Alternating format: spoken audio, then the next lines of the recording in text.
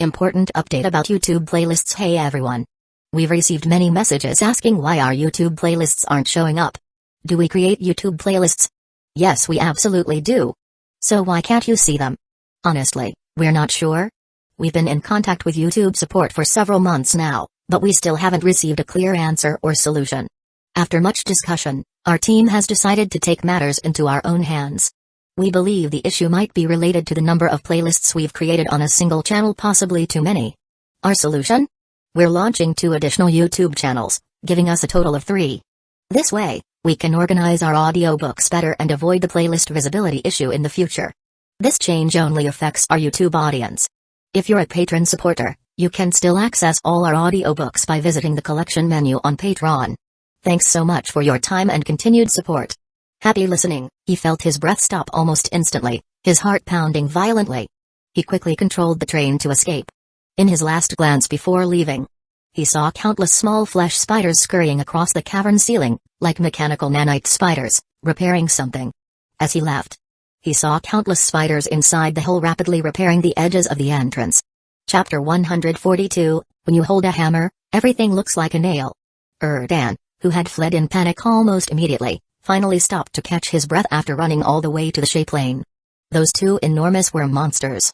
Their level was clearly high, and his train was no match for them. His guess was correct. This was indeed a fortuitous encounter map, but it was a fortuitous encounter map for the flesh train. How could it be a fortuitous encounter map for the flesh train? Only after ensuring his safety did Dan begin to recall everything that had just happened, his face filled with confusion. He had seen fortuitous encounter maps exclusive to the flesh train before, but those maps were completely inaccessible to mechanical trains. The entrance he had just seen was clearly drilled by a drill bit. It was undoubtedly created by a mechanical train. Based on this, he had thought it was a fortuitous encounter map for a mechanical train. After all, why would a mechanical train go to such lengths to enter a flesh train's fortuitous encounter map? Wait. His expression gradually turned strange. His level 3 drill bit would have had no effect on that fleshy wall. At least a level 10 drill bit would be needed. But on the shape lane, the only one who could possess a level 10 drill bit was probably that guy. Could it be that this hole was created by that guy? The more he thought about it, the more likely it seemed. Phew. Dan wiped the cold sweat from his forehead, relieved that he hadn't contacted that guy. If he had rushed over excitedly, only to find that the so-called fortuitous encounter map was the hole he had just drilled, his face would have turned black instantly. That guy, really? Was it necessary to upgrade the drill bit to level 10? But it had to be said, that guy leveled up incredibly fast. Earlier, on the Sandy River Plains regional leaderboard, he saw that guy had reached level 5, and his ranking had jumped from 34th to 12th.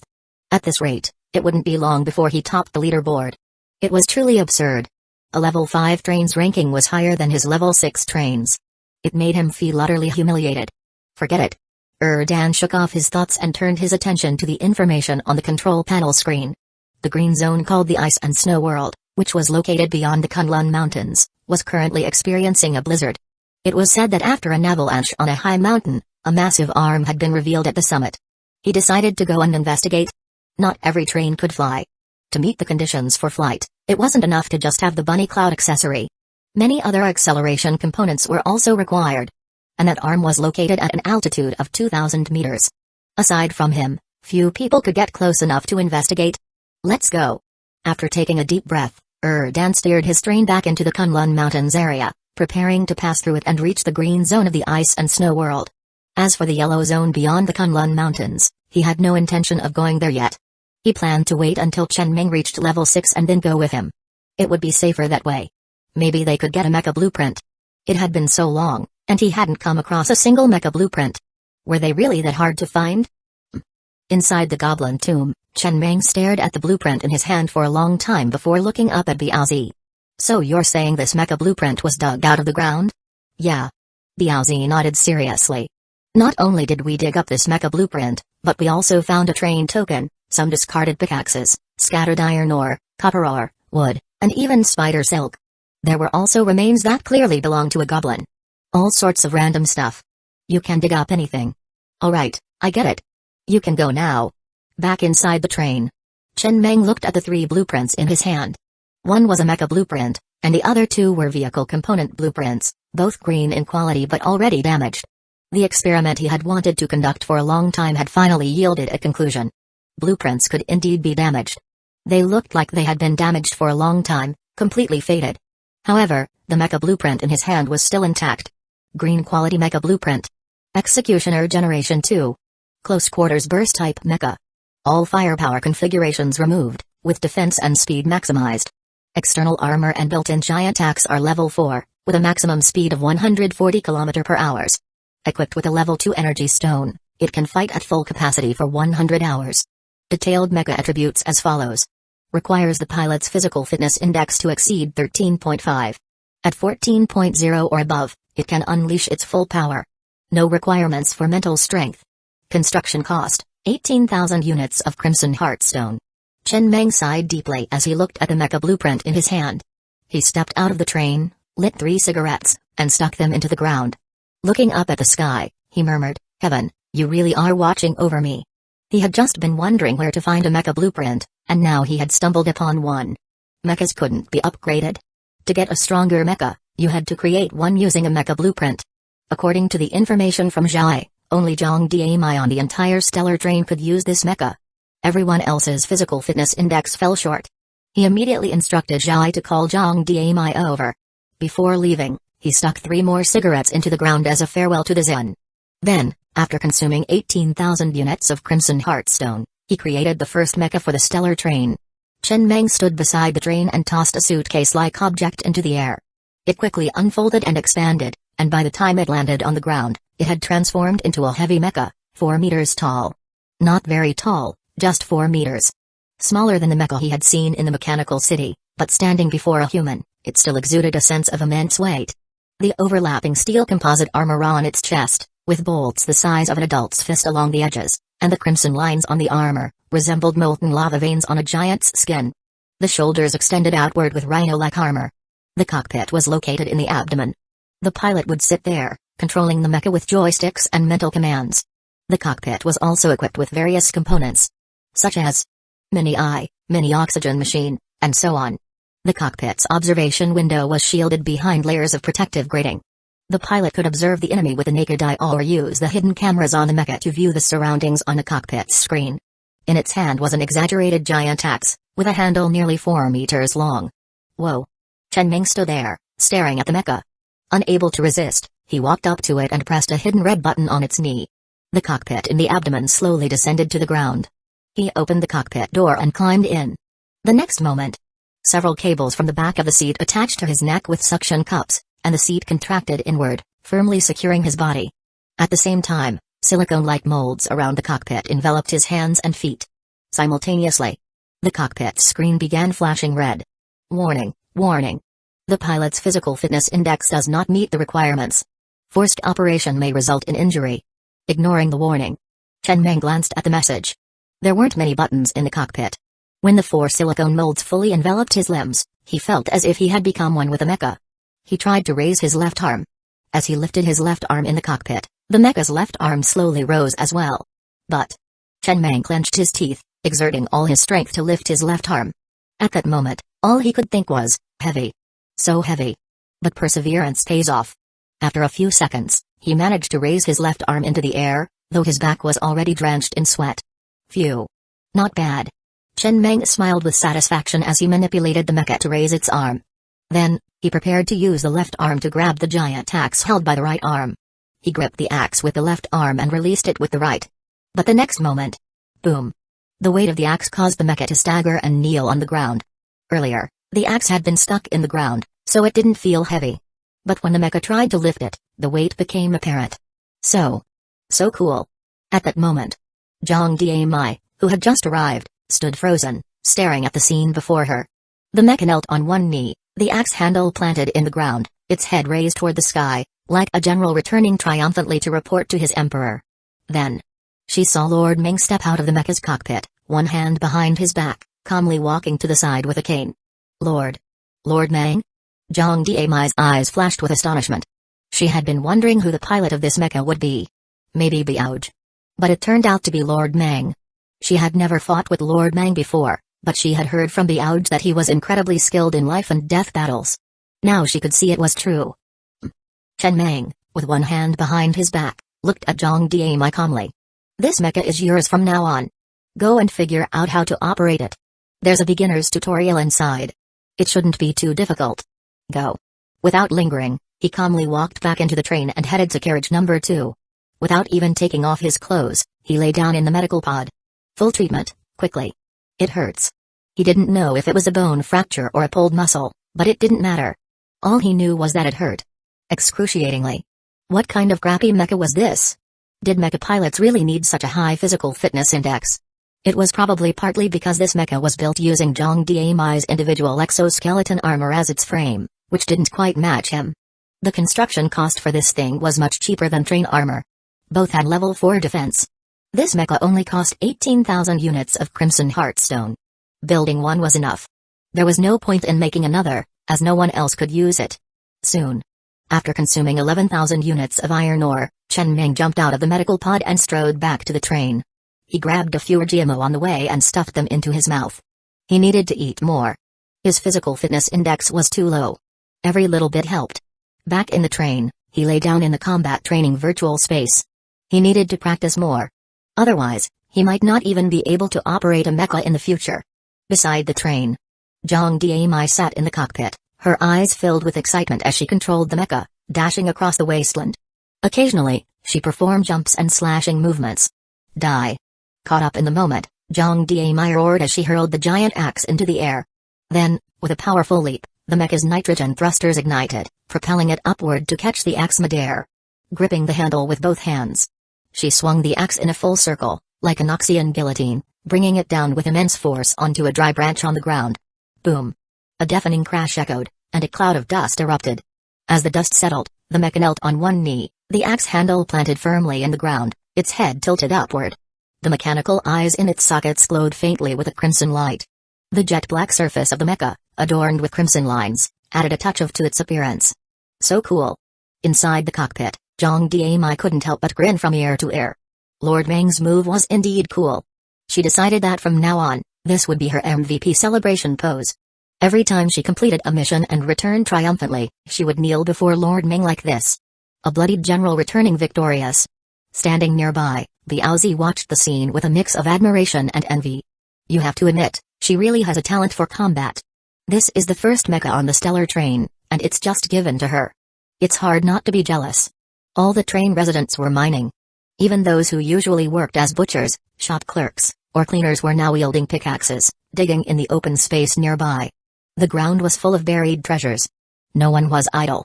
Everyone was put to work. They only had 48 hours. Every able body was utilized. That mecha requires a physical fitness index of at least 13.5 to operate, and 14.0 to fully unleash its power. Even if it were given to you, could you even pilot it? Lao scoffed. He didn't have to work. His job was to distribute all the resources evenly during these 48 hours. Things like cola, bread, water, and so on. He was also responsible for keeping an eye out for any unknown dangers and ensuring that no train residents were pocketing any contraband. Especially after the first resident turned in a train token, there was bound to be a second. When you hold a hammer, everything looks like a nail. The train token itself was useless. But stuffing it in your pocket showed intent. Sooner or later, it would lead to trouble. Chapter 143, Are you familiar with this place?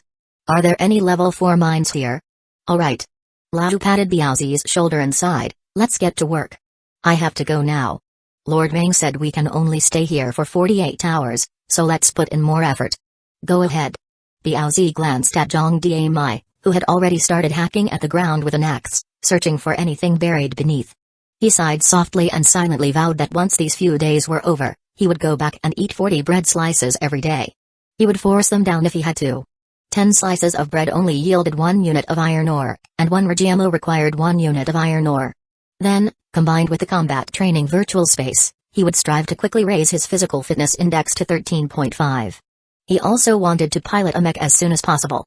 But it had to be said that the long-term consumption of those bread slices barely increased his overall physical fitness. It had been over 10 days since he obtained the Iris chip, and he had been mining on the northernmost mountain of the Shay Plain for 10 days. Yet his physical fitness index had only risen from 12.1 to 12.2. It wasn't that there was no improvement, but it was minimal. At this rate, how long would it take for him to raise his physical fitness index to 13.5? Moreover, Only one decimal place was shown, and the rest was hidden. He didn't even know if he had gone from 12.19 to 12.2 or from 12.10 to 12.2. Only. Biazi clenched his teeth slightly and looked enviously at Zhang Diamai, who was operating a mech in the distance. He could only eat more bread slices. 100 of them, damn it. He didn't even know if eating so many would be useful. After all, in the apocalypse, individual strength was always insignificant. Even if his physical fitness index reached 20.0, a single burst from a heavy machine gun would turn him into a mist of blood. Hadn't he seen how tough Zhang Diamai's body was? Yet she was still taken down by a single burst from his Gatling gun in the arena. No matter how high your physical fitness index was, if you encountered a level 2 monster unarmed, it would be useless.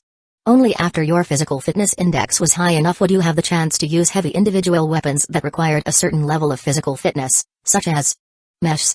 Chen Meng called Lao over and gave him a few instructions. Then he recorded the coordinates of this place on the control panel screen and slowly pushed the control lever, steering the train deeper into the black fog. As the train departed, the visibility in the mine instantly decreased. Only a few dozen flashlights provided a much weaker light source. When the train residents saw the train leave, they all put down their work, their faces filled with panic, and couldn't help but ask, "Where did Lord Meng go?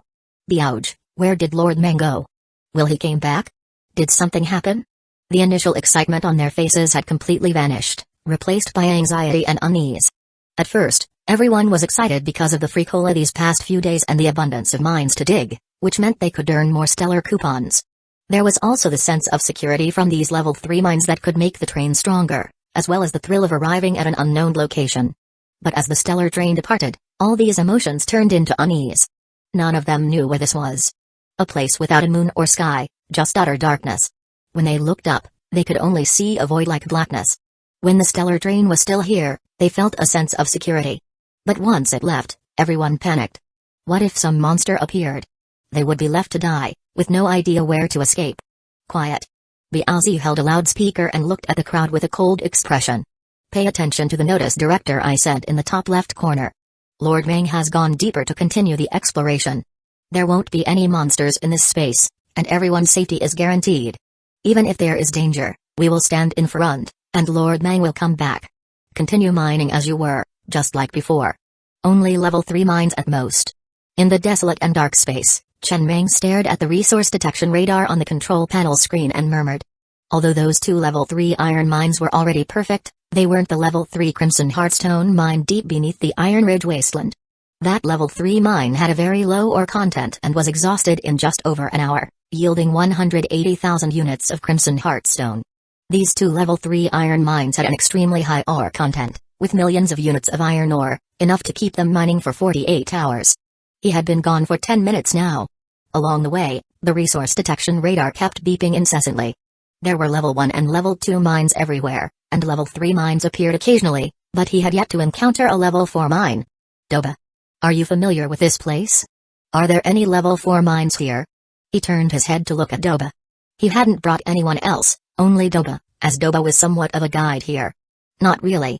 Doba shook his head seriously. My memory is a bit hazy. I didn't witness the fall of the goblin civilization. I didn't live that long. I died before I could see that moment. Much of my memory is lost, with only a small portion preserved. I only remember that from some point onward, every time I died, I would appear in this space. There were many scattered items buried beneath the ground. I dug up a train token and a pickaxe and started building a goblin train. I don't know how big this place is. I don't know if there are any level 4 mines here. I've never encountered one. Chen Ming nodded and didn't say anything more, though he furrowed his brows slightly and continued driving deeper into the darkness. By now, he was already far from Biaozi and the others, and they had lost contact. However, if anything happened and someone died, it would be displayed on the train crew roster, making it easier for him to return immediately. It seemed that the highest level mines in this space might only be level 3. Just then. In the distance, he spotted a train wreck with 7 carriages. The carriages were severely damaged and abandoned. He immediately stopped the stellar train in front of it and, along with Doba and Zhai, jumped off to take a closer look. The carriages were empty. There was nothing inside the train, no wreckage, no scattered resources, no food. Just complete emptiness. As they got closer, they could smell an intense, rotting odor. It seemed that this train wasn't very high level, probably around a level 2 or level 3 train. The only unusual thing was, The wheels of this train weren't windfire wheels or spider legs, but goblin remains. Under each carriage, there were 4 goblin skeletons. Despite the passage of time, the dozens of goblin skeletons still stood there, using their shoulders to carry the train. It looked somewhat like a ghost bride sedan. What? What is this? Doba stared at the scene in front of him, momentarily stunned. Then, a memory deep in his mind suddenly resurfaced, and he roared in anger, his face twisted with rage. Those bastards. They actually did it in the end. What's going on?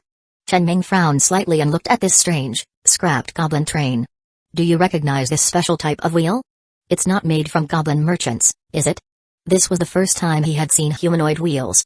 Although he knew there were many special types of wheels, such as spider legs, using goblins as wheels seemed excessively bizarre. He had once considered using goblin merchants as wheels, as their carrying capacity and foot strength were impressive, and they had great endurance. But it was just a fleeting thought. After all, while goblin merchants were fast when traveling light, they could only reach speeds of 150 km/h, which was much slower compared to other wheels. The only possible advantage was lower energy consumption. 10 slices of bread and a bottle of cola per 100 kilometers. No. Doba took a deep breath, his eyes red and his body tense as he spoke in a trembling voice. These are wheels made from black market merchants.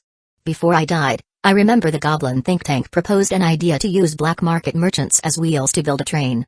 That way, the train could have the same random teleportation ability as black market merchants, allowing it to infiltrate enemy lines and become a ghost train that no one could detect. But when black market merchants carry heavy objects and teleport randomly, the heavy objects aren't teleported with them. Only the black market merchants themselves are teleported. The only solution was to fuse the black market merchants with the train, which was an extremely cruel process. Especially since each black market merchant teleports randomly, making it impossible to have all of them teleport to the same point. There were also many other challenges to overcome, and almost all goblins opposed using such a cruel plan on their own people. Particularly the black market merchants. Each one was a blessed individual of the goblin race. This went against our ancestral teachings. So the plan was shelved. I never thought that after I died, they managed to overcome all the challenges and built this train with black market merchants as its wheels.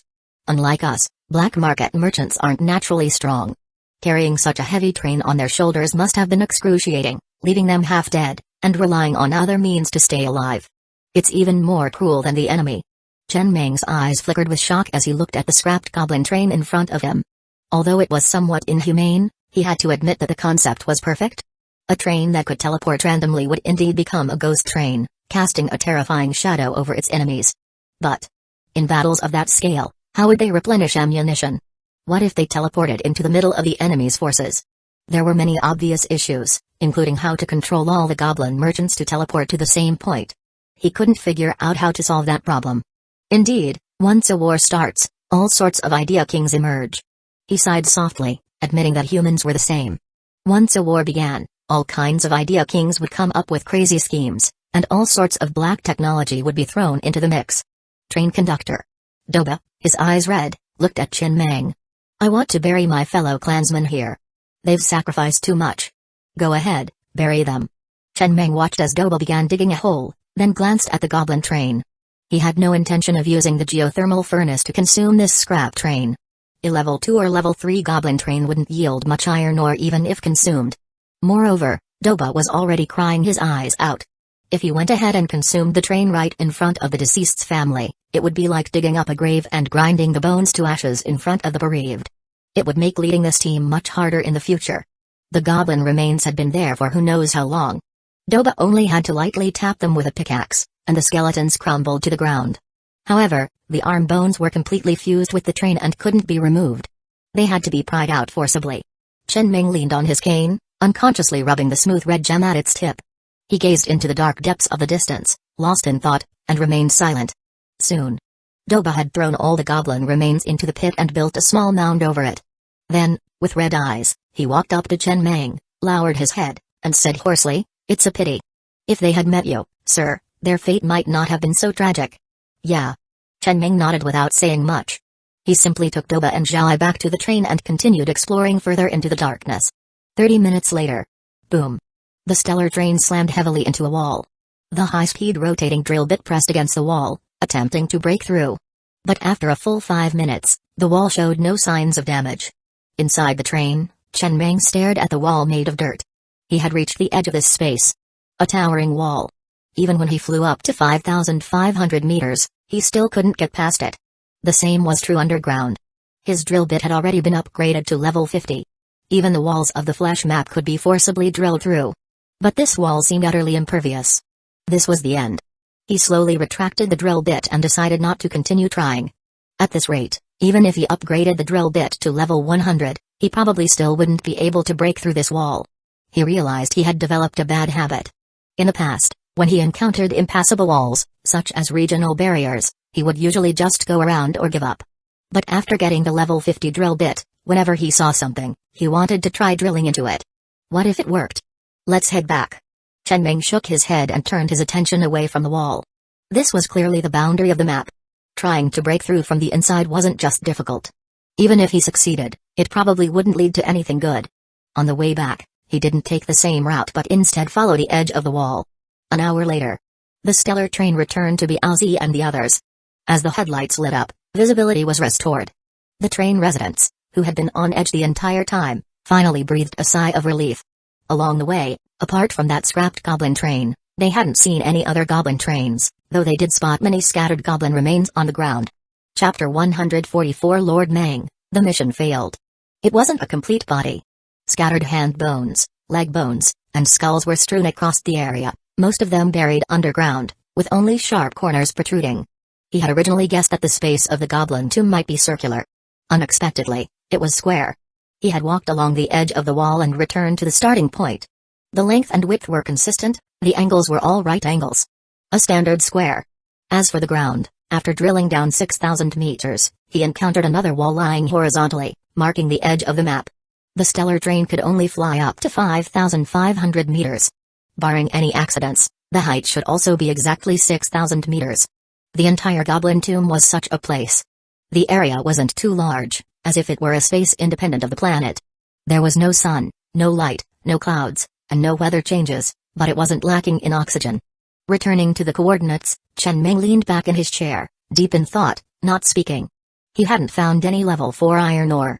The highest was only level 3. There was no need to change locations, this place was sufficient.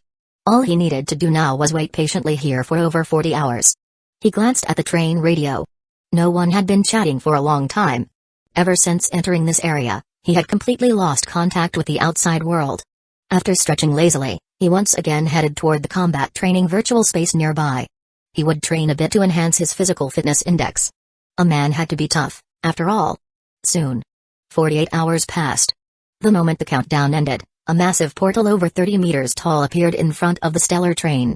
The center of the portal resembled the Milky Way, appearing both deep and incredibly beautiful. All the train residents had already boarded and were in a state of waiting. The moment the portal appeared, the stellar train drove into it. After passing through the portal, the stellar train reappeared on the shape lane. As the portal closed, the sky was filled with stars, and the surroundings were quite peaceful.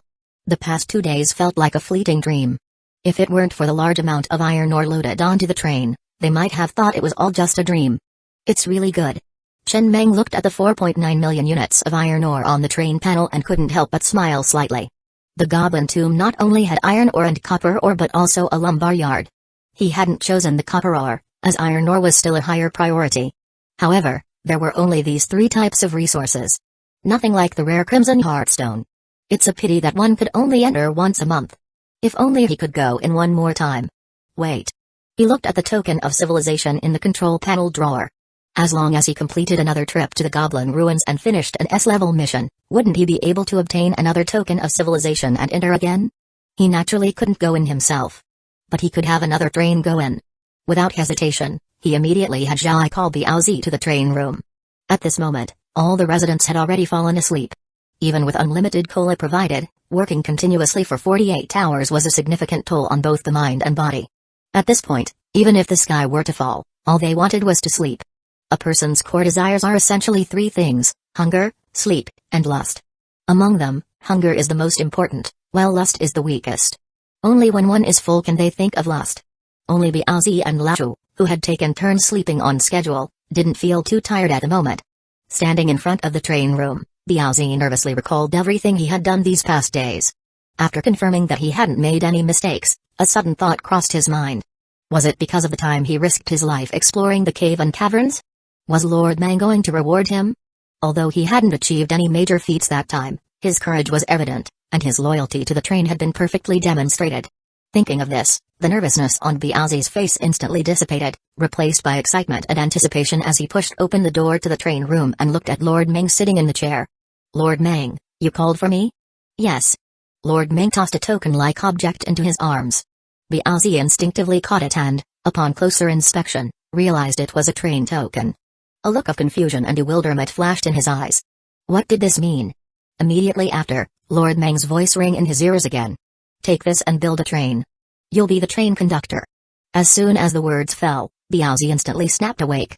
His legs went weak, and he immediately knelt on the ground, his eyes red and his voice choked with tears as he shouted, "Lord Mang, I've never had any disloyal thoughts toward you or the train. I've never thought of going independent. There must be some villains spreading rumors about me behind my back. Lord Mang, you can have someone interrogate me. I'm truly loyal." Chen Mang gave Biaozi a look of exasperation and said impatiently, "Get up. What's with a grown man crying like a woman? I'm not asking you to go independent. This is a green zone. Trying to go independent with just a train token. You'd die without even knowing how. Also, take this card. I have a mission for you. Later, I'll take you to the Goblin Ruins Fortuitous Encounter map. Insert this card into the control panel, and you'll gain access to this Fortuitous Encounter map. Once inside, you'll encounter 5 tasks of different difficulty levels. The hardest task is the S-level mission. The reward is a token of civilization. The requirement is to have the train shelter 50 goblins. Later, go find Doba and have him bring 60 goblins to squeeze into your train. After completing that S-level mission, return to the stellar train. You're the only one among all the train residents who's been a train conductor before. You're definitely the most suitable candidate. Understand? Any questions?" Well, Only now did Biaozi fully understand. He wiped the tears from the corners of his eyes with his sleeve and cautiously asked in a low voice, "Lord Mang, when I come back, can I still be the captain of the Guardian team?" "Of course. As long as you don't die in there, it's still yours." "No problem. I'll complete the mission. Go." After leaving the Goblin Ruins map, Chen Ming activated the token of civilization. Exiting the Goblin Tomb, they were still in the same location.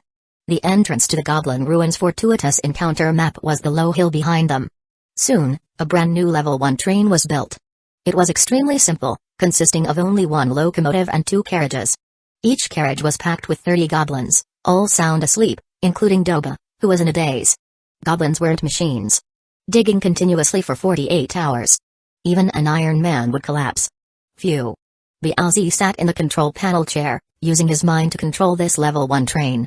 For some reason, he felt restless, especially with the stellar train still behind him.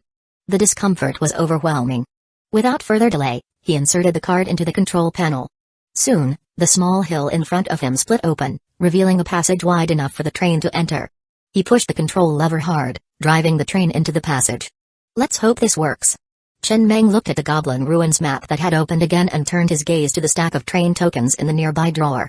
Over the past 48 hours, besides mining iron ore, they had also dug up a lot from the ground. But the only intact blueprint they found was that mecha blueprint.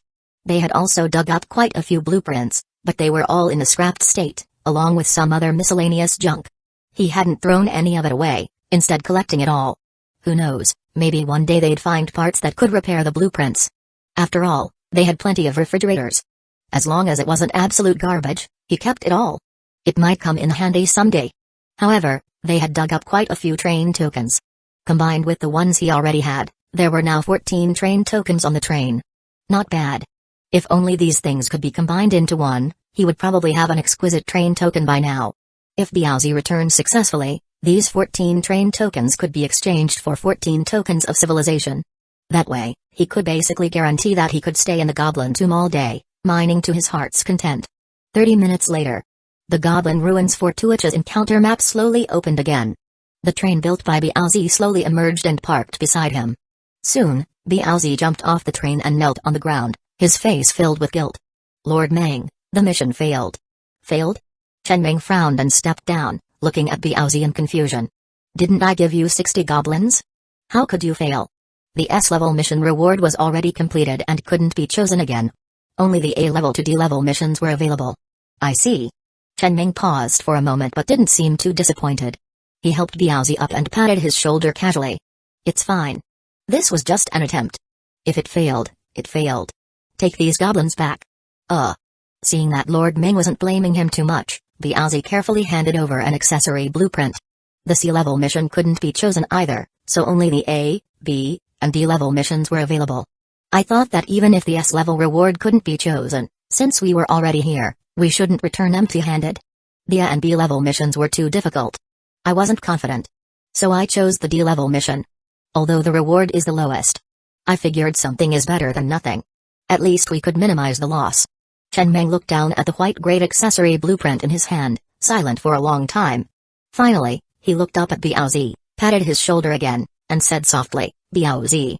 You've done so much for the stellar train. You really don't have to go this far. It's what I should do. You've worked hard. Go rest. Yes. After Biaozi left, Chen Meng looked at the white-grade accessory blueprint in his hand and sighed helplessly. Biaozi's logic wasn't wrong. Since the mission failed, why return empty-handed? Might as well salvage something. But was Biaozi being too harsh on himself? If it were him, he definitely wouldn't go to such lengths for a white-grade accessory blueprint. At the very least, it would have to be another token of civilization or something similar to make him consider it. Accessory name, Red Heart Nut Production Line. All the accessories obtained in this map were exclusive to goblin trains. The Red Heart Nut was a snack that goblins loved. He hadn't seen it before, but after producing it, he could give some to Doba and the others as snacks. He wasn't sure if the supermodel effect would enhance physical fitness. However, Biaozi's actions reminded him of something. He called for Li Shiji and handed him another train token. You, go in and complete the B-level mission reward. 10 minutes later. He looked at the train with only a locomotive and nodded in satisfaction. If he remembered correctly, the B-level mission reward involved watching a cutscene of the goblin's demise, memorizing some information from it, and answering 4 out of 5 questions correctly to pass. This kind of task was right up Li Shiji's alley. Professional expertise at its finest. Exchanging a train token for a yellow-grade vehicle component was worth it. As for the A-level mission reward, he decided to skip it. The difficulty aside, it required 30 days to complete, and he didn't have that much time to spare here. 30 minutes later, Li Shiji successfully emerged from the goblin ruins and handed him a yellow-grade accessory blueprint. Everything went smoothly. According to Li Shiji, the S-level and D-level missions had already been completed and couldn't be chosen again. Good. Chen Meng looked at the yellow-grade accessory blueprint in his hand and smiled. He then controlled the stellar train to absorb the 2 nearby trains. Although both were fortuitous encounter maps, the Tower of Heaven and the Goblin Ruins were different. The Tower of Heaven was a challenge-based map. After exiting, the map became a restricted area. On the other hand, the Goblin Ruins could be entered repeatedly as long as you had the coordinates and a key. However, once a mission of any difficulty was completed, subsequent trains couldn't choose that mission again. For example, his S-level mission, Biaozi's D-level mission, and Li Shiji's B-level mission. As for the original owner of this keycard, that person was likely the first to enter this fortuitous encounter map. Dan had told him that the first person to enter a fortuitous encounter map received special treatment. Even if that person completed one of the 5 missions, that mission wouldn't disappear. The yellow-grade accessory blueprint in his hand was also an exclusive accessory for goblin trains. It could only be obtained in places like the Goblin Ruins, making it quite rare. Goblin ticket. The effect is equivalent to a train ticket. The difference is that a train ticket has a range limit. It can only be used to teleport back to the train if you're within 10,000 meters of it. However, the goblin ticket is different. No matter where you are, you can teleport back to the train. But it's only for goblins. Humans can't use it. Chapter 145, Doomsday Cannon. Chen Meng spent 49,400 units of iron ore to directly upgrade the Red Heart Nut production line and the goblin ticket, 2 exclusive accessories for the goblin train, both to level 10. Each of them gain 2 supermodel effects. Red Heart Nut production line level 5 supermodel effect, nuts are automatically shelled when produced. Red Heart Nut production line level 10 supermodel effect, when consumed by males, it slightly enhances sexual performance. When consumed by females, it slightly reduces menstrual cramps. Goblin ticket level 5 supermodel effect, if teleportation fails, the user's first-person perspective from the last minute before death is transmitted back to the train. Goblin ticket level 10 supermodel effect, none. Chen Ming walked to the 4th living carriage, casually picked up a freshly produced nut, and examined it in his palm. It resembled a macadamia nut, red in color, and looked quite appetizing. He immediately tossed one into his mouth. The taste wasn't bad. crisp, sweet, with a hint of dragon fruit in the creamy flavor. He had never eaten this type of nut before, but he had to admit it tasted good. The production cost was also cheap. 1 unit of iron ore could produce 10 nuts, the same price as a slice of bread. It made for a decent snack. He grabbed another handful of nuts and placed them on a nearby plate, then carried the plate toward the train's control room. The sound of the night wind howling faintly seeped through the gaps between the carriages. The wind was strong tonight. But then again, were there female goblins in that batch? He hadn't noticed. And do goblins even have menstrual cycles? Biaozi? In the 7th guard carriage, Lao looked at Biaozi, whose face seemed slightly off, and asked with concern, "What's wrong? Are you injured or something? You look terrible." "It's nothing." Biaozi took a deep breath and shook his head. After a moment of silence, he rasped, "I'm just tired, feeling a bit unwell." "If you're tired, get some rest. It's the second team's turn to keep watch tonight." "All right. You look like something terrible happened to you." "It's fine." In the train's control room, Chen Meng looked at the several messages from the Azure Dragon train on the train radio. He had been completely out of contact while in the Goblin Tomb and only now had the time to respond. "I was out of touch for the past few days." "What's up?" The next moment, Don's urgent voice rang out in the control room. "Bro, you finally replied. Big trouble. I've found something huge. I'm in the middle of a desperate escape. Do not come to the ice and snow world area. The people here are practically wiped out. I'm trying to save as many as I can. I'm the only one who can fly. No time to explain too much. There's an incredibly terrifying boss that was sealed in the mountains. The recent snowstorm caused a landslide, and its arm was exposed. I went to take a look and accidentally released it. This boss is slaughtering every train in this area. I'm rushing to save people now. Damn it, this can't be bad karma, right? I didn't know it would be so easy to release that thing." Chen Meng stared blankly at the control panel screen. The ice and snow world area was a green zone located west of the Kunlun Mountains region. He hadn't expected this guy to have run that far. But, although his words were rushed and vague, it was clear that he had caused a major disaster by accidentally releasing a huge boss. Chen Meng's expression turned slightly odd as he fell silent. Could someone really be that careless? A boss sealed inside the mountain. Unless you topple the entire mountain, it should be hard to release it. Still, he quickly replied. "What level is the monster? I might be able to give it a try." "You can't get in. This area has been sealed off."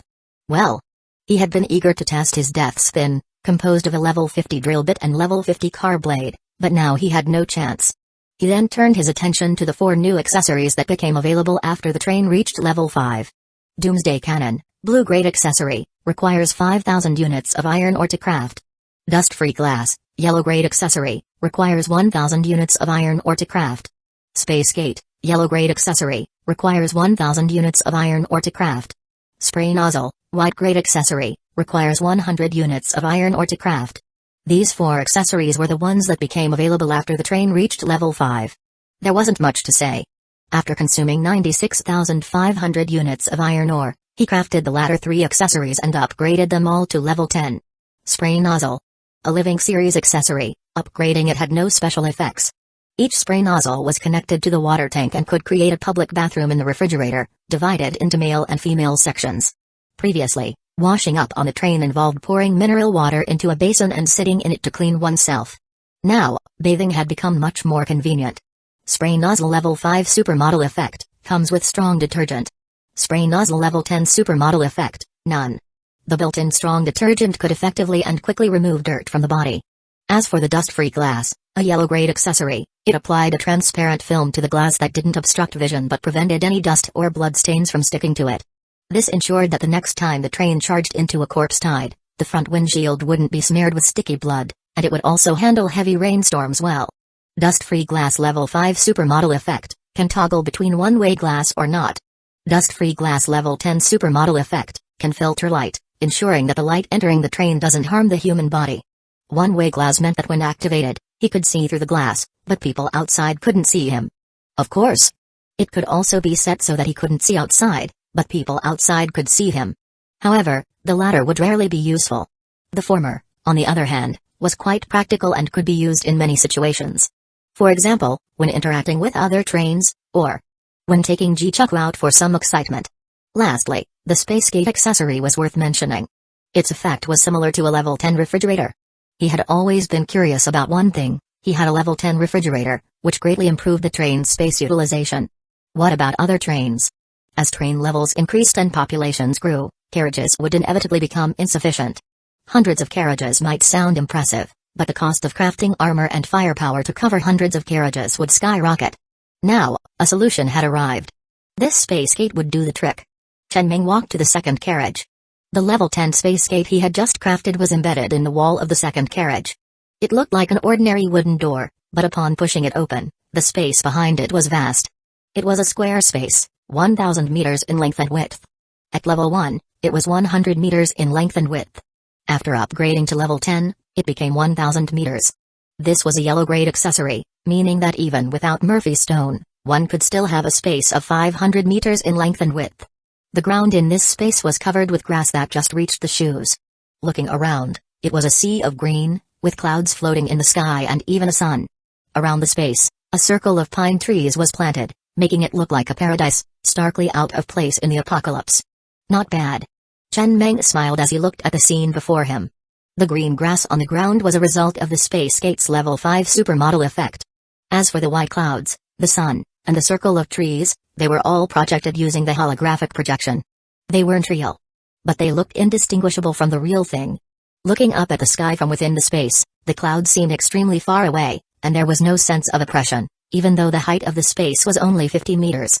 If he placed the refrigerators inside, a high-end, luxurious residential community would be complete. When the first train resident exchanged for a refrigerator, he would place it inside this space. A community in such a living environment would be incredibly tempting, boosting work motivation even further. Space Gate Level 5 Supermodel Effect. After consuming iron ore, the space can be modified, such as adding grass or flowers. Space Gate Level 10 Supermodel Effect can be disassembled and relocated anywhere on the train. The area was much larger than a level 10 refrigerator, but there was one thing it couldn't match: the refrigerator could be taken out of the train, while this couldn't. Each had its strengths. After finishing all this, Chen Ming checked the amount of iron ore, took out 3.2 million units, and upgraded the armor of all 15 carriages, including the train's head, to level 7. With level 7 armor, even venturing into yellow zones wouldn't be too daunting. He still had 1.55 million units of iron ore left. After a moment of thought, he spent 950,000 units of iron ore to craft a Doomsday cannon on each of the first 10 carriages, all upgraded to level 10. Currently, against bosses, he had the train stunt death spin and ground burst missiles, but the former had cooled down, and the latter was too costly. For weaker monsters, he had heavy machine guns, car blades, drill bits, and the 18-barrel cherry blossom fall rocket, though he hadn't had the chance to use the rocket yet. For intimidating firepower, he had the repeating ballista. This white-grade accessory was too useless. He was planning to dismantle all the repeating ballistas when he needed a new carriage, freeing up space. He had solutions for both strong and weak enemies. But for those in the middle, he had nothing. The Doomsday cannon perfectly filled that gap. Chen Ming stepped off the train and stood on the shape lane, looking at the stellar train parked on the plain. 15 carriages in total. Each carriage was covered in thick, black armor. If you struck it with a pickaxe, you'd hear a dull echo. On the outside of the carriages were mounted 4 makeshift heavy machine guns, 10 Doomsday cannons, and 1 Hell Gatling gun. The Doomsday cannon had the largest caliber. It was more than 3 times that of the Hell Gatling gun and far exceeded that of the heavy machine gun. It also had 18 barrels, resembling a Gatling gun, with an extremely fast rate of fire. A single burst would be hard for any carbon-based life form to withstand. Both the Hell Gatling gun and the Doomsday cannon were blue-grade accessories. The Hell Gatling gun was unlocked when the train reached level 4. He had only crafted one and didn't upgrade it, as it was merely a transitional firepower accessory not worth wasting resources on. But the Doomsday cannon was different. As a blue-grade accessory, it had 16 more barrels than the Hell Gatling gun, and its power was naturally far greater. Most importantly, its level 5 supermodel effect was a 50% reduction in consumption. This effect, while unremarkable on other accessories, was exceptional on a firepower accessory. At level 10, the consumption was halved again. 2 consecutive halvings. Level 1 ammo, 5 units of copper ore to craft 1 round. Level 2 ammo, 10 units of copper ore to craft 1 round. Level 3 ammo, 20 units of copper ore to craft 1 round. Level 4 ammo, 50 units of copper ore to craft 1 round. Level 6 ammo, 100 units of copper ore to craft 1 round. Level 7 ammo, 200 units of copper ore to craft 1 round. The price of a level 6 round, originally 100 units of copper ore, became 25 units after 2 halvings. This was much cheaper than heavy machine gun bullets. A level 6 heavy machine gun bullet cost 100 units of copper ore. The price was much lower. But the power was greater, making the cost-performance ratio almost maximized. Pretty good. Chen Meng looked at the 10 Doomsday cannons on the stellar train with satisfaction. The stellar train currently had 850,000 units of copper ore, enough to buy nearly 100,000 level 6 rounds. 100,000 rounds. That could carpet bomb an area. That's a cannon, not a machine gun. The rounds explode. Phew. He let out a long breath, feeling a wave of security wash over him. In the apocalypse, having a train with such a configuration was pure luxury. The issue of ammo consumption, which had been troubling him, was now resolved. Consumption halved. This effect on a firepower accessory was nothing short of a divine skill. If only supermodel effects could be chosen. He'd set all firepower accessories from level 1 to 50 to have the consumption halved effect, and he could practically walk anywhere, setting off fireworks wherever he went. Chen Meng glanced at his iron ore balance. Only 600,000 units left. 2 days of hard mining, and he had spent it all in a matter of minutes. At that moment, someone sent him a private message. A-grade potential level 5 train, world-weary train, friend, can we meet and talk? Someone asked me to connect you with someone who wants to meet you. World-weary train? Chen Meng frowned slightly. He had some impression of this train. It was the train with the highest potential on the shape lane, aside from his own. Without much thought, he sent back 3 dots. Don't rush to reject. In the apocalypse, everyone has the chance to encounter opportunities that could skyrocket them to success, but that's unsustainable. All A-grade potential flesh trains on the shape lane were nurtured by them. Chapter 146, Were you just threatening me? Including the white zones, there are quite a few trains they support, through the transportation of slaves, resources, and accessory blueprints. You came from the Iron Ridge Wasteland. In your area, there are several promising trains that have received their funding. I must make it clear to you again. They have no ill intentions. Don't entertain the thought that we are out to harm you. In this apocalypse, our common enemy is the monsters. No one would plot to send a train to hell just because it's developing faster. That's a foolish notion.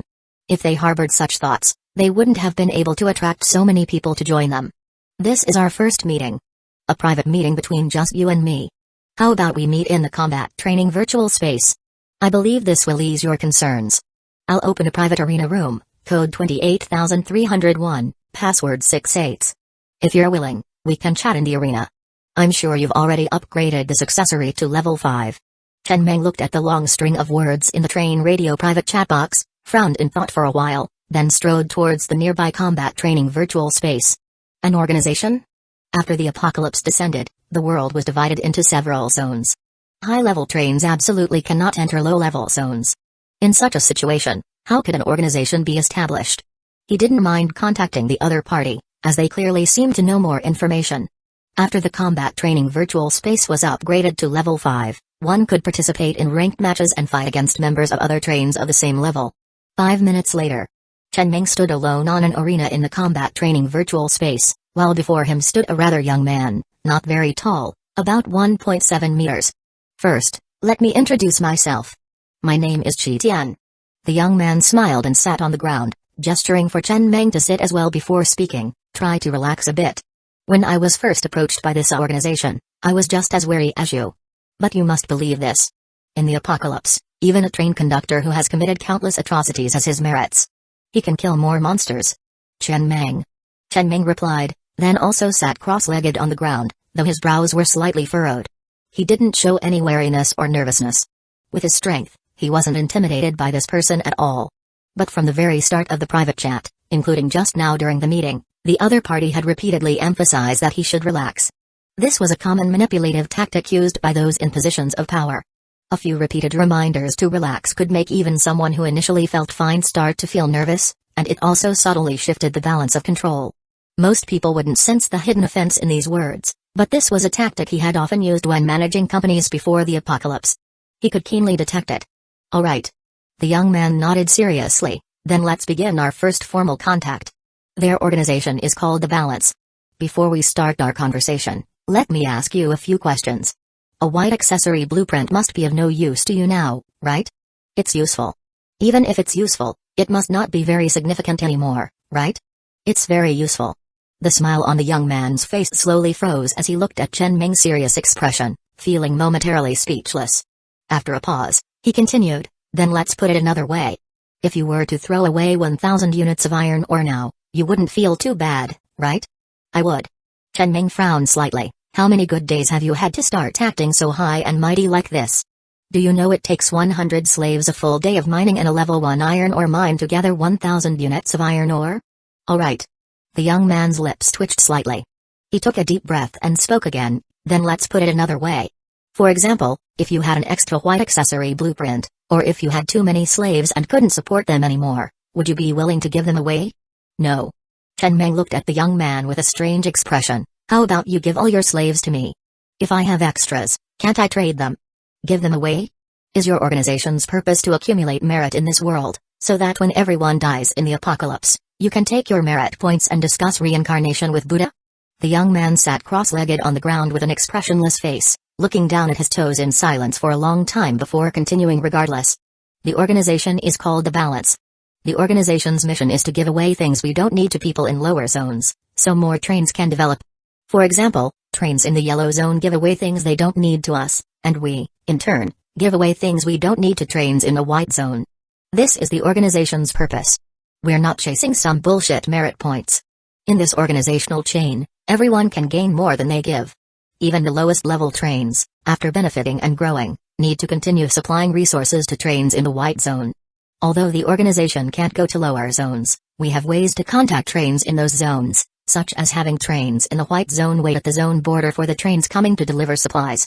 Although there are survivors in every zone, and train tokens drop in every zone, so far, about 80% of trains have grown from the white zone. In green and higher level zones, level 1 trains have no room to grow. It's precisely because of this system that, even after more than a year since the apocalypse began, there's still a steady stream of trains growing. One day, we will clear out all the monsters and rebuild our home on this already devastated planet. Chen Meng didn't speak, just looked at the young man before him. Rebuild their home? That's definitely not happening. If we don't achieve interstellar travel within 5 years, we're doomed. Based on the information he saw in the Doomsday Abyss, this planet will be completely finished in 5 years. Logically, observation windows like the Doomsday Abyss shouldn't exist only in the Iron Ridge Wasteland. Did this organization not know about this? Or did they hide it and not tell others? The purpose sounds good. And then? The organization hopes you can join. As a gift, we'll give you a generous present, like 50,000 units of iron ore. That little? Little? The young man was slightly stunned. You just said you wouldn't even throw away 1,000 units of iron ore. That's a different matter. The young man paused in silence for a while before continuing. The 50,000 units of iron ore are from a train in the yellow zone. If it were any more, he wouldn't be willing to part with it. And all you need to do is give 5,000 units of iron ore to a designated train in the white zone.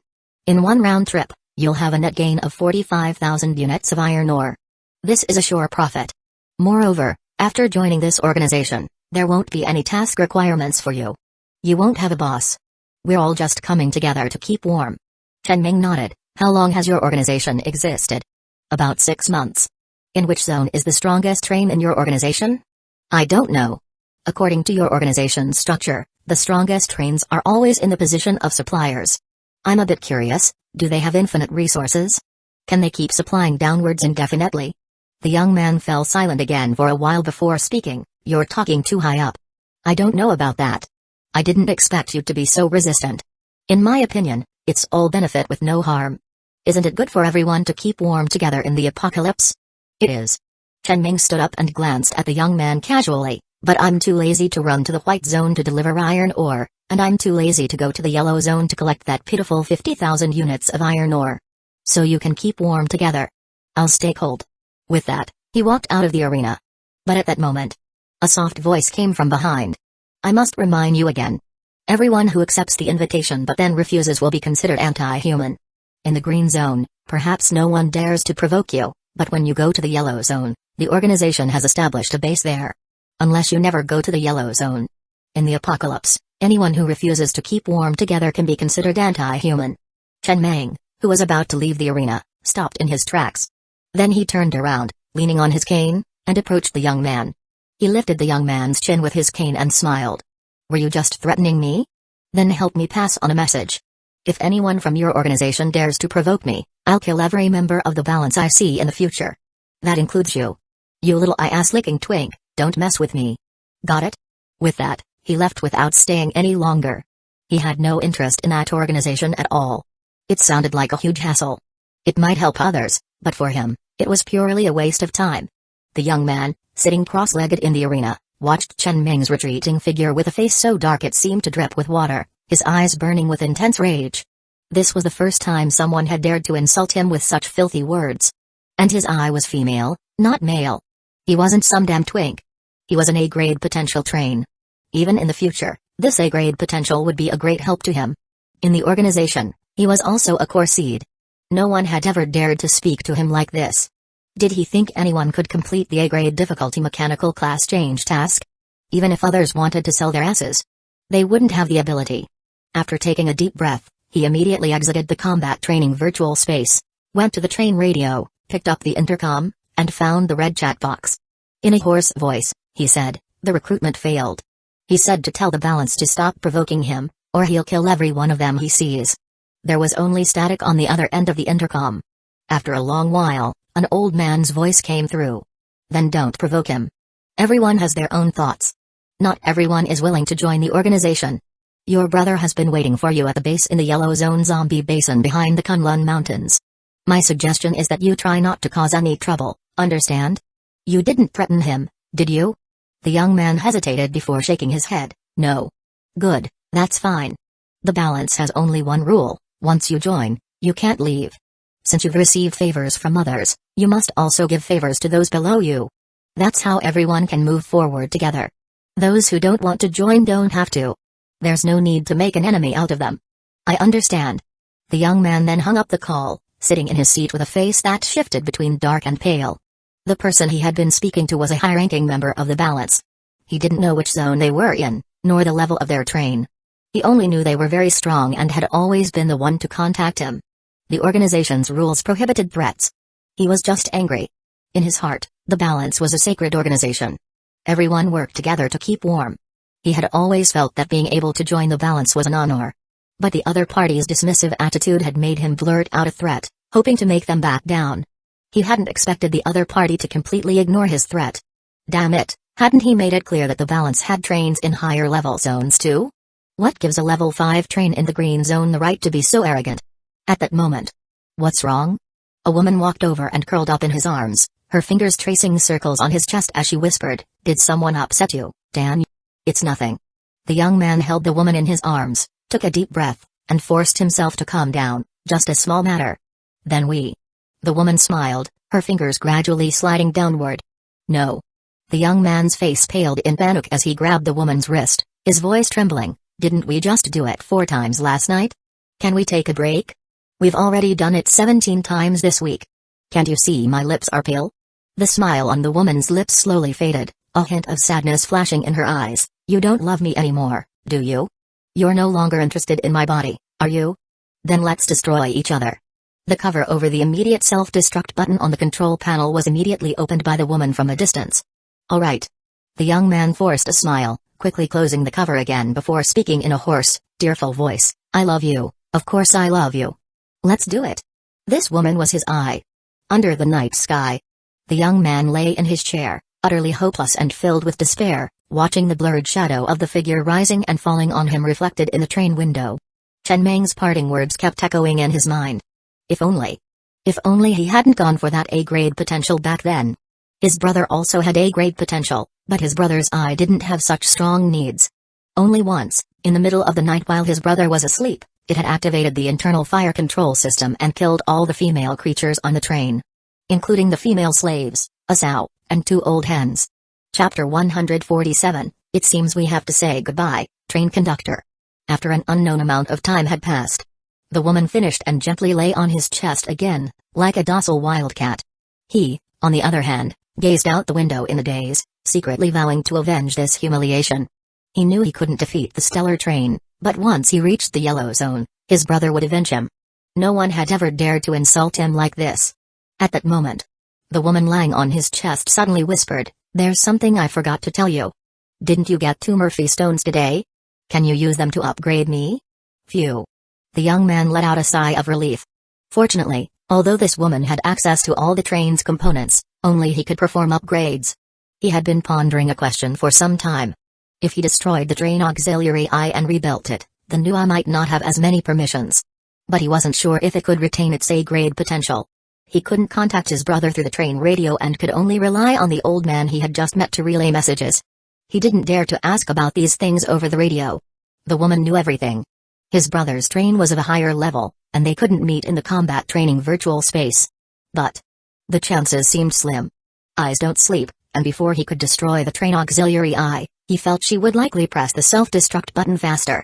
Unless there was a crisis that completely destroyed the train auxiliary eye without harming him.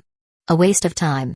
Chen Meng, stepping out of the combat training virtual space, shook his head and didn't dwell on the matter. If they didn't provoke him, fine. But if they did, he'd see if they could withstand a barrage of 100,000 grade 6 shells. Night fell. All the train residents were asleep, and he too felt drowsy. After a quick wash, he stripped off his clothes and climbed into bed. Under a sky full of stars. The stellar train lay on the shape lane like a steel dragon. Roar, roar. From time to time, the sounds of monsters echoed, but they were scattered and quickly dealt with by Zhang Diemai, who was piloting the executioner mech, wielding a giant axe. None of the monsters got close enough to disturb the rest of the people on the train. But tonight, there seemed to be more monsters. 2 lines of text gradually appeared on the control screen. Ding.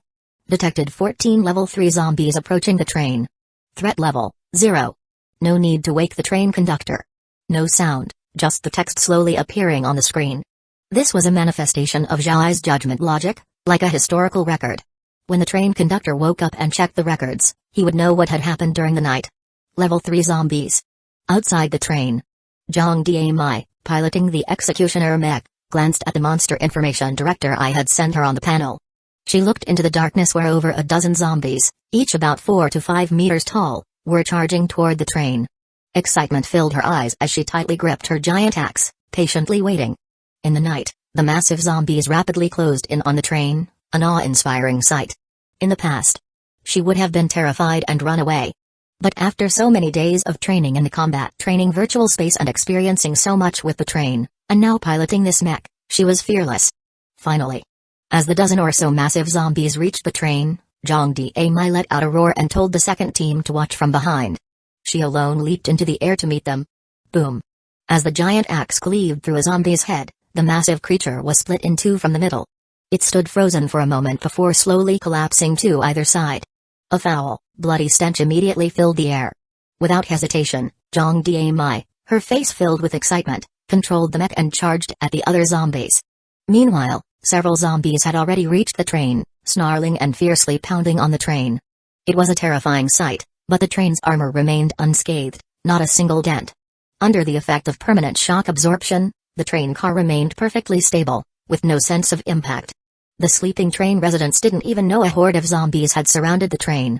Inside the number 5 high-talent car, Yan Yao sat by the bed with a complex expression, looking out the window at the zombies violently pounding on the train. This was the first time she had seen zombies up close, and they were level 3, each towering 4 to 5 meters tall, a truly awe-inspiring sight. If she had been outside the train instead of inside, her pants would have been soaked by now. But inside the train, she felt a strong sense of security, with no fear at all. She could even carefully observe the rotting wounds on the zombies. At that moment, plop. A raindrop hit the window, followed by a rumble of thunder. The rain began to pour, a storm with a hint of snowflakes. This was the first sleet of winter. From the first drop to a full-blown storm, it took less than a minute. The rain soaked the zombies, but they paid no heed, continuing to attack the train and the mech leaping in the rain. The rain left no trace on the glass. The scene outside remained vividly clear on the window. This place feels much safer and more comfortable than the safe room in my villa. Yan Yao whispered as she looked out. Of course. Ji Chuku, also sitting by the window, paused before continuing. The Auge told me that when they went to rescue you, there was a middle-aged man hanging in your living room, his lower body completely eaten by monsters. Did you know him? He was my driver. When the apocalypse came, he was in the villa. Why did he hang himself? At first, I took him into the safe room with me. He stayed calm for a while, but after 2 months with no sign of rescue, he seemed to despair and started banging his head against the wall to kill himself. He was so forceful that he hit his head against the wall, bloodied, and passed out.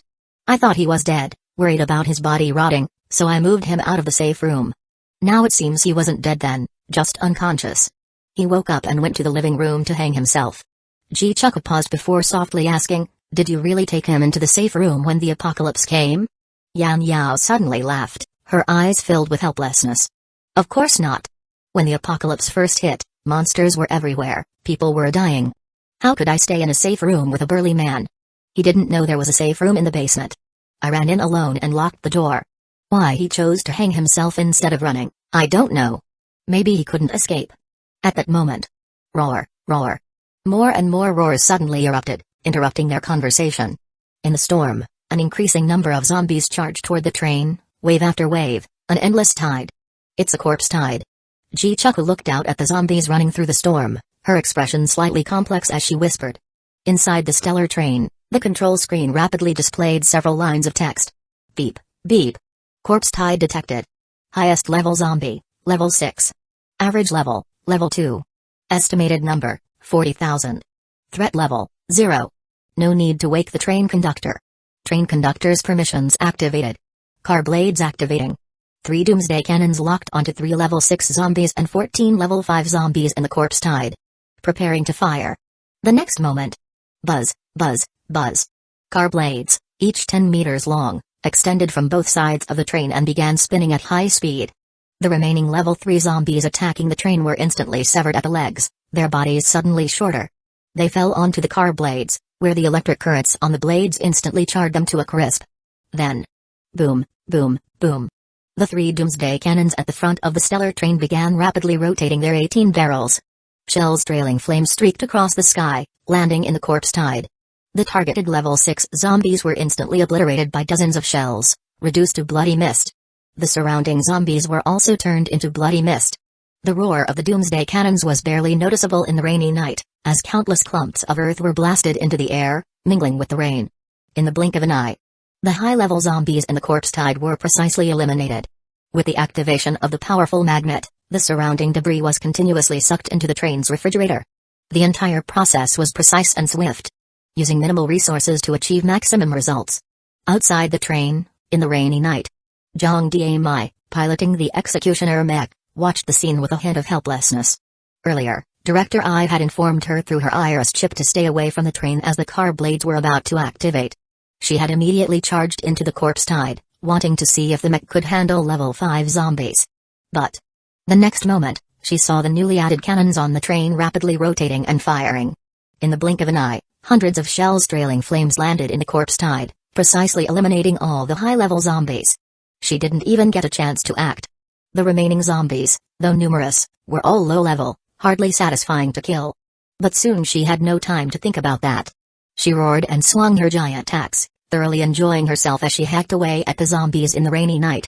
Countless zombies charged at the train, but before they could get close, they were sliced into pieces by the car blades.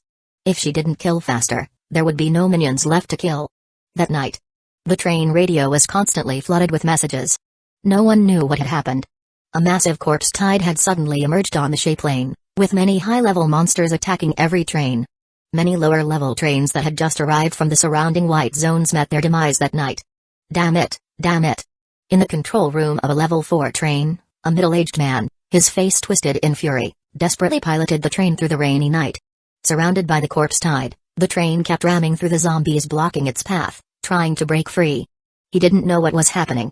Wasn't the shape lane supposed to be the safest green zone around, with hardly any monsters?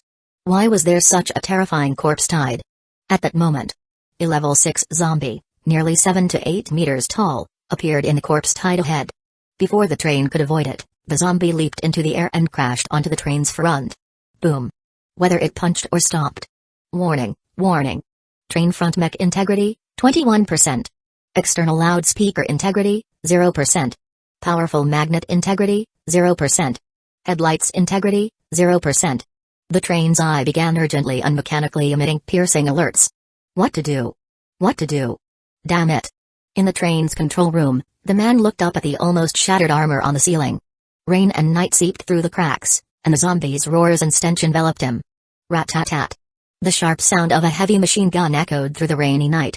His thugs were in the rear cars, operating the heavy machine guns, firing relentlessly at the level 6 zombie on the train's front, heedless of ammunition consumption. But they were only using level 3 bullets, incapable of breaking through the zombies' defenses. The man, his face twisted in fury, yanked the control lever. The train, racing through the corpse tide, suddenly slowed. The screeching brakes echoed through the rainy night, and the level 6 zombie on the train's front was thrown off. Success. The man's eyes filled with the elation of surviving a close call. He immediately prepared to pilot the train to safety, but the train was now densely surrounded by the corpse tide. Zombies climbed on top of each other, piling onto the train and pounding on the armor. Countless zombies were jammed beneath the wheels. The train was completely stuck, unable to start again. At that moment, numerous zombies climbed onto the train's windows, banging and roaring, ready to smash through. Just then, a bolt of lightning split the sky. In despair, the man saw his own bloodshot, hopeless eyes in the mirror, surrounded by the gruesome, flesh-covered zombies that had already shattered the glass and were about to enter the control room. The nearest zombie was almost touching his clothes. There was no escape. If only I had stayed in the white zone. Sitting in his chair, the man tremblingly lit his last cigarette, took a deep drag, and exhaled. The bluish smoke gathered near the ceiling, mingling with the rainy night air seeping through the cracks in the armor and broken glass. In the distance, the unscathed level 6 zombie roared and charged toward the train. The man gave a bitter smile as he looked at the button on the control panel he thought he would never press. Immediate self-destruct. At that moment, the train's eyes cold, mechanical voice echoed in the control room. It seems we have to say goodbye, train conductor. You were the best train conductor I've ever known. If there's a next time. The next moment. Boom. The train, already buried under the corpse tide, suddenly erupted in a massive explosion from the front. The ensuing explosions from the rear cars shook the rainy night like thunder. In an instant, the zombies surrounding the train were blasted into the air, torn to shreds. More zombies were engulfed in the flames, their bodies charred as they fell to the ground, writhing in agony in the rain, emitting the distinctive roars of zombies. Chapter 148, One Man's Poison, Another Man's Treasure. Boom. Another bolt of lightning split the rainy night, illuminating every droplet of rain as if time had momentarily paused. A deafening thunderclap shook the heavens and the earth. In the corpse tide below, the wreckage of the train, shattered into several pieces, burned fiercely. Even the pouring rain couldn't extinguish the flames. Roar. The level 6 zombie, slightly injured, let out a furious roar before charging off in a certain direction. Countless zombies followed, as if trailing a general. The severely wounded zombies were left behind, writhing and howling in agony amidst the rain. The cacophony of the rainy night drowned out all other noises, creating an eerie sense of silence. Phew. On the other side of the shape lane, a young man sitting at the control panel inside the world-weary train let out a long sigh of relief. Fortunately, he had the drill bit component, making it relatively safe to hide underground. Then, with a grim expression, he turned his gaze to the tens of thousands of red dots on the targeting radar. What's going on? He had been on the shape lane for quite some time, but this was the first time he had seen a corpse tide of this scale. The shape lane was known for its safety, yet among those dots were several level 6 zombies, posing a significant threat to his train. His train's energy shield was only level 5, incapable of withstanding level 6 monsters. The train radio was in chaos. It seemed this corpse tide wasn't just targeting him, it was attacking nearly every train. Moreover, this corpse tide wasn't aimlessly wandering.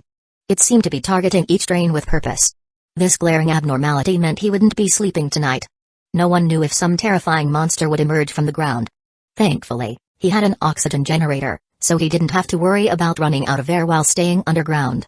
This night, the entire shape lane was destined to be in turmoil. Nearly every train was attacked by the corpse tide. Some were destroyed, some fled, and many hid underground. Fortunately, the shape lane was close to the Kunlun Mountains, where many trains had acquired the drill bit component. This made the underground a relatively safe space in times of crisis. As for the oxygen machine component, almost every train with a drill bit had one. After all, both components were necessary for prolonged stays underground. Once a train obtained a drill bit, its occupants would go to great lengths to acquire an oxygen machine. No one knew what had happened. No one knew where these zombies had come from, as if they had appeared out of thin air. Every train conductor anxiously awaited dawn. Tonight, sleep was out of the question. But one man's poison is another man's treasure. Kill, kill, kill.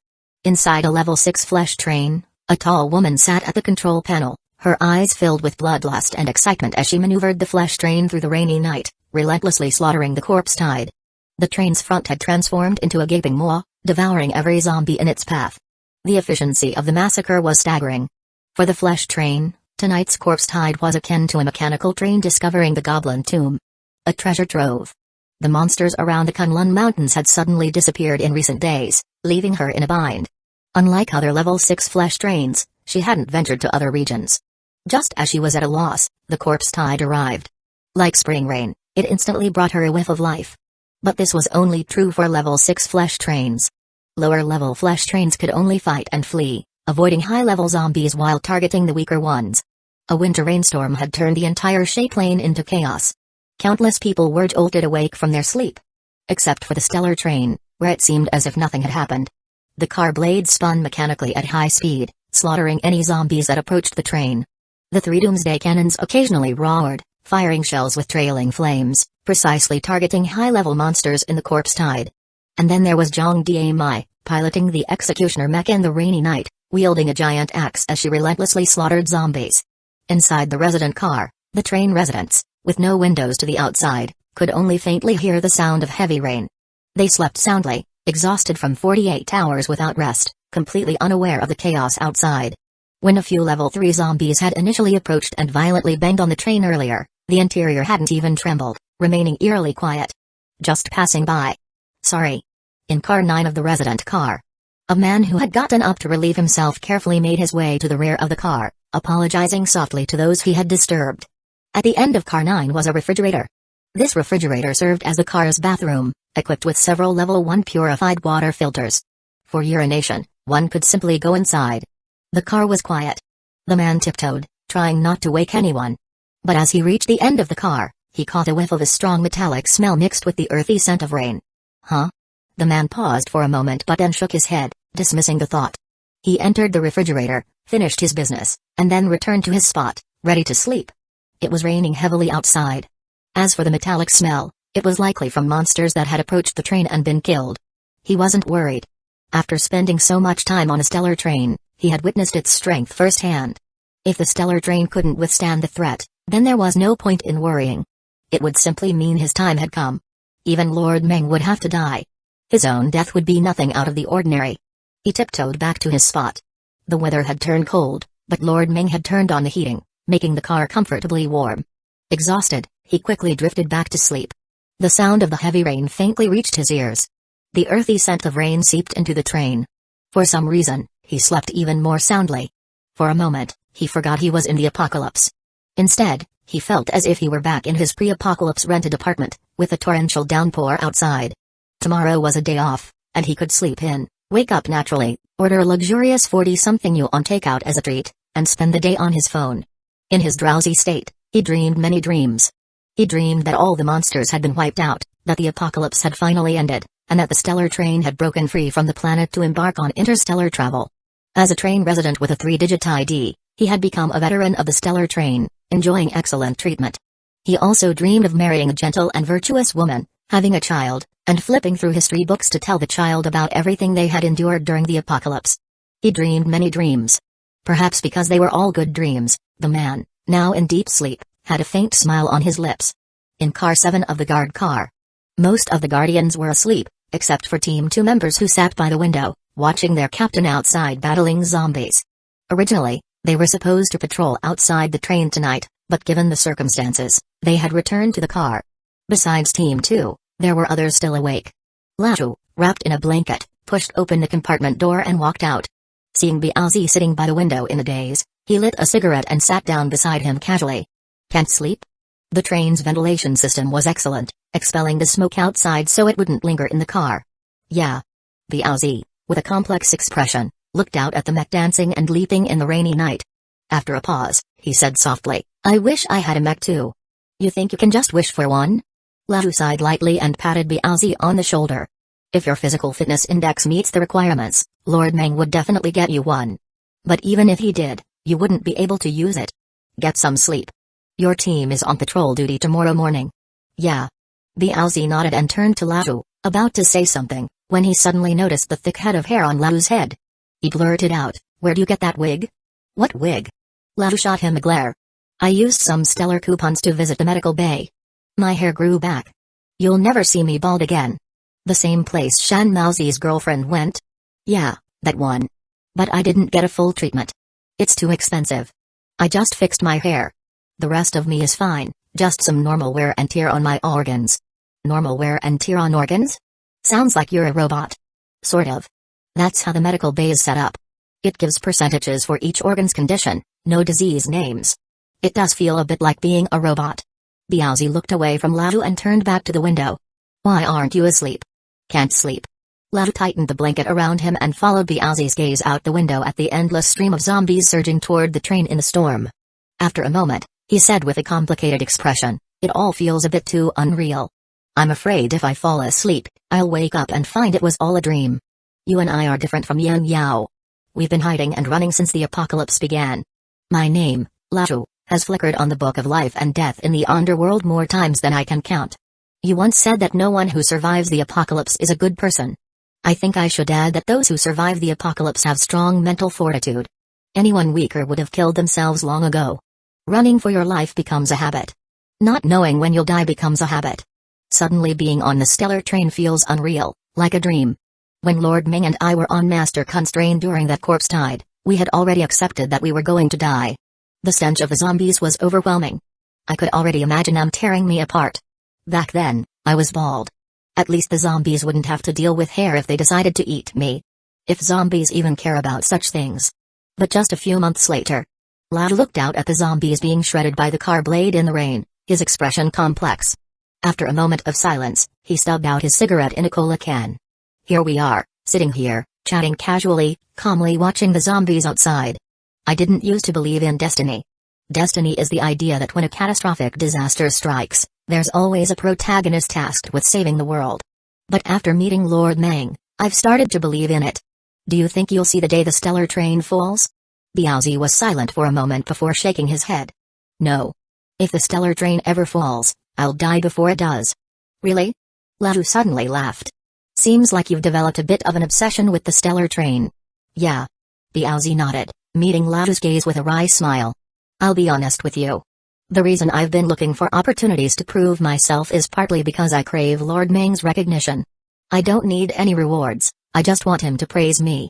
To tell me that I, as the captain of Guardian Team 1, am truly deserving and capable of taking on heavy responsibilities. Another reason is to maintain my position. After all, I'm one of the veterans. If I end up being outshone by newcomers on the stellar train, it would be a bit embarrassing. It's human nature, I'm sure you understand. And finally, I genuinely want the stellar train to thrive. I have no family left. The stellar train is my only emotional anchor in the apocalypse. If the stellar train were gone, even if I survived, I'd be like a zombie, not knowing what to do, wandering aimlessly. For the stellar train, I'd give everything, just like protecting my family. Lad looked out at the tide of zombies. Lord Meng doesn't praise people often. He praised Li Shiji. That kid's something else. It's like he's unlocked some genetic potential. Biaozi fell silent again, gazing out the window.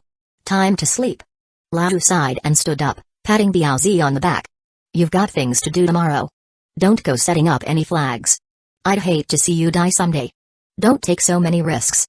You're the only real friend I have on the stellar train. If you die, I won't have anyone to talk to. It'd be lonely. Biaozi didn't respond, just waved to indicate he understood. The number of zombies outside gradually dwindled. Even a tide of zombies couldn't withstand such a rapid rate of death. It was as if even the darkest night would eventually give way to dawn. And until then, all they could do was survive, striving to live long enough to see the dawn. Chapter 149. Are you still alive over there? Daybreak arrived. Phew. Chen Meng stretched his arms and leaped out of bed, only to pause as he caught sight of the gruesome scene outside. It was the first time he had witnessed the phrase corpses strewn across the field so vividly. Thick, crimson blood stained the soil around the train, as if they were in a sea of blood. Zombie limbs and flesh were scattered everywhere. Surprisingly, the scene wasn't overwhelmingly gory, it looked more like watermelons crushed by a hydraulic press. Melon pulp was everywhere. As he washed up, he glanced at the train log on the control panel screen and finally understood what had happened last night. Train conductor Zhao Ai, standing nearby, spoke in a cold, mechanical voice through the robot's vocal amplifier. You didn't give me instructions on whether to absorb the flesh into the train. All dropped items have been absorbed into the train by the powerful magnet. Absorb it now. In the future, collect the flesh in such situations too. Understood. After drying his face with a towel, Chen Meng sat down, took a deep breath, lit a cigarette, and leisurely began checking the train radio. Soon, he learned that last night's corpse tide wasn't targeting him alone but all trains. Nearly all trains on the Shape Lane were attacked by the corpse tide last night. Many trains were annihilated. These trains were mostly level 4 trains that had just arrived from the White Zone to the Shape Lane. Without drill bits, they couldn't hide and could only run across the plane, but the sheer number of zombies made escape impossible. Once surrounded, they were left to wait for death. It was as if the newcomers were nearly wiped out, leaving only those trains that had been on the Shape Lane for some time. Tenming frowned, his first thought being whether this was orchestrated by the Balance Group, perhaps a retaliatory act by that guy from the world-weary train who held a grudge. But he quickly dismissed this idea. First, he didn't believe that guy had such means, and even if it was for revenge,